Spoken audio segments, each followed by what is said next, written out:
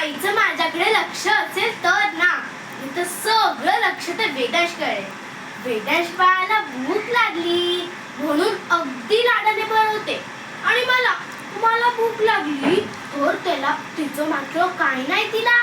ती सरळ म्हणते, डब्यात पोळी ठेवली आहे आणि पातेल्यात भाजी ठेवली आहे, ती घे आणि खा. परवा असंच घडलं. तो वेदांश गॅलरीत चढला तर त्याला मात्र धावत जाऊन कडेवर घेतलं आणि मी मात्र चढल्यावर मला मात्र एक फटका.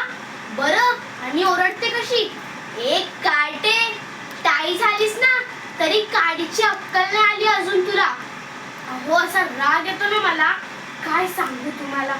पूर्वी आई कशी गोड बोलायची, भरवायची, झोपायला जवळ घ्यायची आणि आता झोपायला बाबांकडे नाहीतर आजीकडे.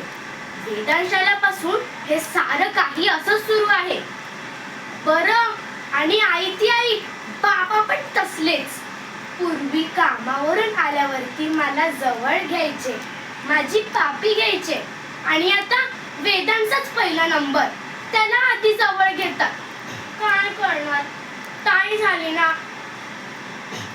आधी सगळे बोलायचे, तू ताई होणार, तुमच्या घरात बाळ येणार. जेव्हा बाळ येणार होतं तेव्हा मला किती आनंद झाला होता, पण ताई झाल्यावर मात्र बाळाला हात लावू नकोस, उचलू नकोस, त्याला पाडशील. जर का मी बाळाला हातच लावायचं नाही मग त्याला आणलंच कशाला. म्हणून मी परवा विचार केला की आई बाबांना सांगून टाकावं की मला बाळ नको, त्याला परत डॉक्टरांकडे पाठवून द्या. अहो, पण वेदांश गेल्यावरती मला चैन कशी पडणार. शाळेवरतून आल्यानंतर मला टाई टाई म्हणून टाळ्या कोण वाजवणार आणि मी रडायला लागली तर छोटूशा हाताने मिठी कोण मारणार.